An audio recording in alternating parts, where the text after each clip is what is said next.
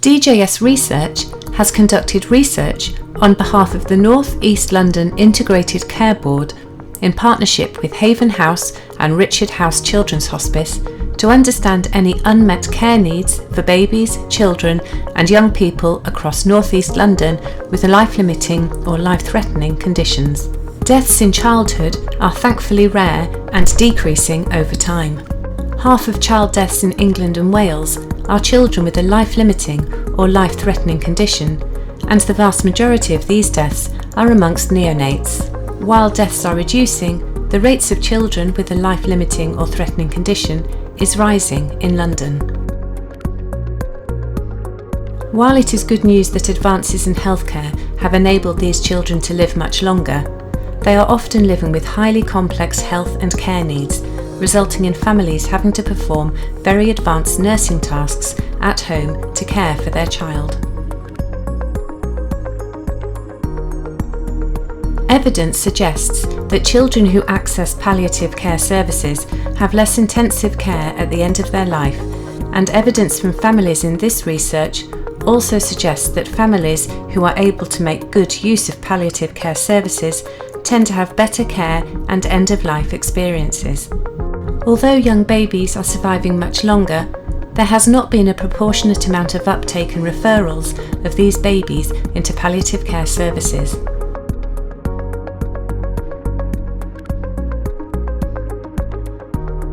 There was anecdotal evidence from case studies shared by professionals that families from South East Asian backgrounds may be underserved at present, with white British families reported to have better experiences of their child's end-of-life care.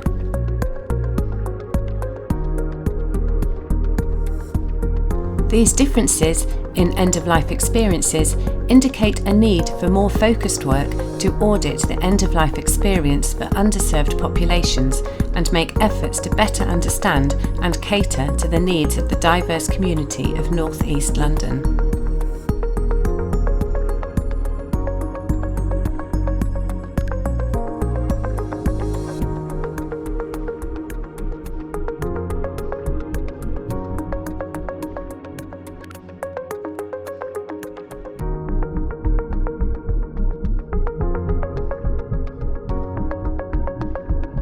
There are misconceptions and negative connotations associated with palliative care, specifically around hospices.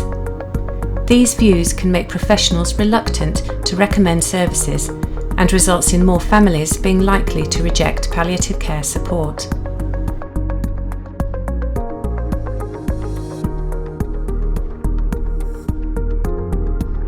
Families can also struggle to fully absorb information given to them at a time where they are in heightened states of stress or emotion.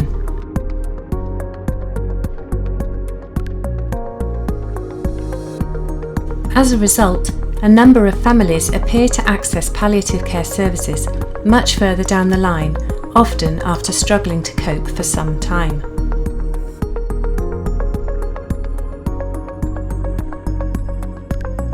Experiences of using palliative care services, particularly hospices, were generally very positive.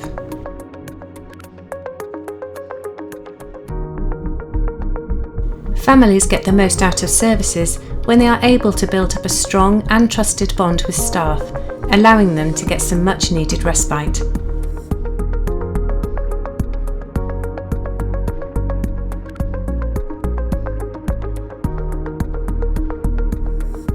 Experiences of palliative care services appears dependent on having consistent, well-trained, knowledgeable staff available to families.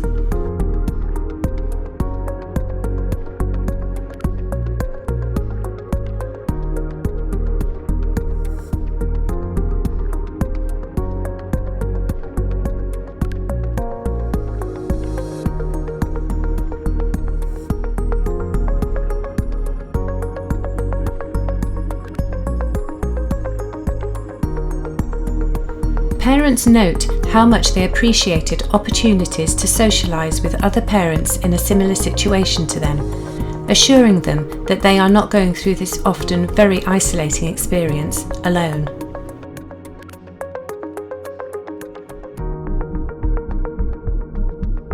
In addition, parents with a child nearing the age of 18 felt the abrupt removal of these services. To go from benefiting from the children's services available to receiving no replicable support in adult services was a distressing prospect for parents.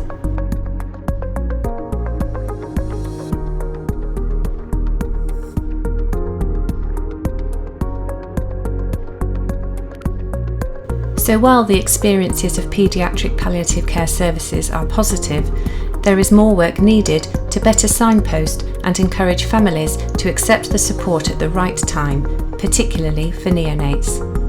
Families need a trusted single point of contact to help them navigate the system and get the help they need. Services also need to be well resourced enough to provide families with a choice of consistent care no matter what day of the week it is. And throughout a child or young person's palliative care journey, no matter how short or long that journey may be.